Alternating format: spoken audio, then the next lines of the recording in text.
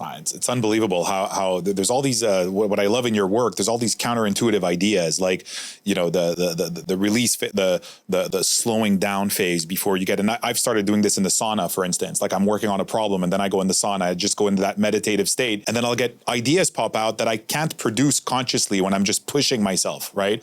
So I've started having some of these experiences through your work. And another counterintuitive concept in flow is that when people think about flow, they think about a me experience. They think about, I'm going to get into a flow state.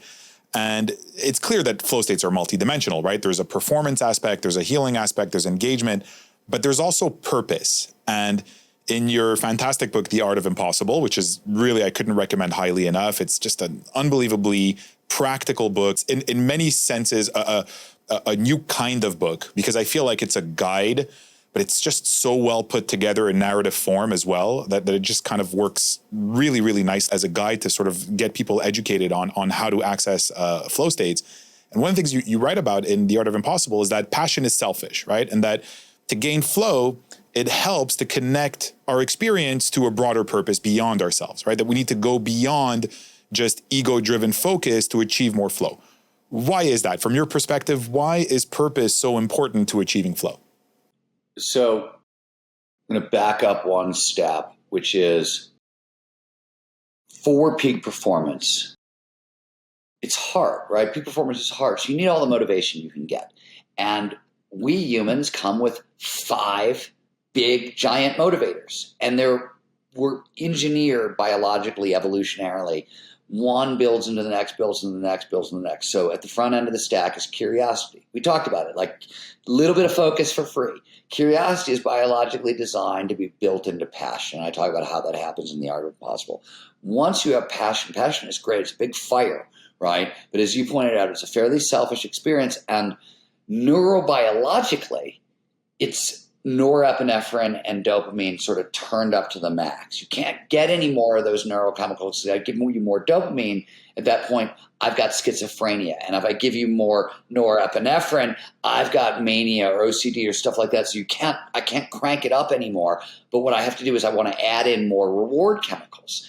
And the other reward chemicals that are available are all the social bonding chemicals, oxytocin, serotonin, and endorphins. To do that, we are built to turn passion into purpose. So this is the thing that fires me up. How can I use the thing that fires me up to help the world? That move automatically gives you oxytocin, serotonin, endorphins. These are all the social bonding chemicals. There's a bunch of downstream benefits from that as well. We could talk about wisdom and empathy and things like that come out of this. But from a motivation standpoint, oh my God, like endorphins are pleasure drugs. There's like 20 in the brain, but like they're opiates, right? They're our internal version of external opiates like Oxycontin and heroin and morphine. And the most common endorphin in the brain is 100 times more powerful than medical morphine. So these are big highs. Like you're talking about really big motivational drugs that, like, we know how addictive Oxycontin is. There's a plague of heroin or of Oxycontin addiction in the country right now. That we get internal versions, right? That are really beneficial. That's the same chemical that underpins mother-child bonding. So it's endorphins. In fact, you can treat separation distress in animals with non-addictive, or in humans, by the way, and you can treat depression in humans with non-addictive opiates for the same reason. And it takes care of a lot of it. So purpose, while it sounds really lofty from a neurobiological motivation, oh my God, you get way more drugs. Right? Like you do way more fun drugs and pleasure drugs and a lot more motivation. And you also pay way more attention to it, right? If you've got curiosity turning into passion, turning into purpose, oh my God, are you paying attention to it? And what does that give you? That gives you a shitload of flow. So, and those are the first 3 of the big 5 motivators. Then there's autonomy, which is just the freedom to pursue your purpose, and mastery, the skills to pursue it well. So you get all 5 of those going, and there's a lot of drive and a ton of flow, which, as you know, boosts motivation even further. And what you've done is this is sort of this virtual feedback loop. There's a little bit of goal setting that needs to be layered in to take it the full step of the way. But I'll let people read Art Impossible for that one.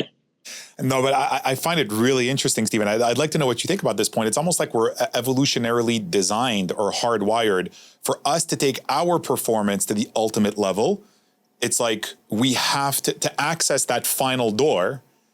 We have to do things that will also help others in some way. Would you say that's accurate? So it's interesting because it goes a little farther than that in a really cool, weird ass way. And you mentioned this earlier, and I don't know if you've seen this. So in Optimal Experience, I think, which is the flow book that nobody reads. It's a Chick Sent Me High book that looked at the first 10 years of flow research. So like 70 to 80, I think it is what it was, or 75 to 85. Obviously, nobody goes back. You have to be a total flow geek historian to go back. But Chick Sent Me High wrote the opening and the closing essay in it. And if you put them two together, it's sort of like the clearest look at like all the stuff he also felt about flow, but didn't put into all the other books.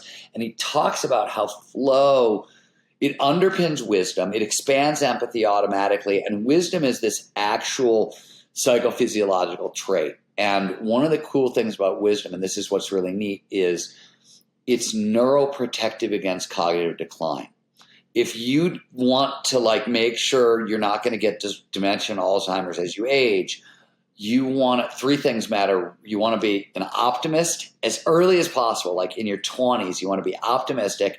You also want sort of regular access to expertise. You want to develop expertise because the way expertise forms in the brain and the neural networks that form, they're impervious to cognitive decline and wisdom.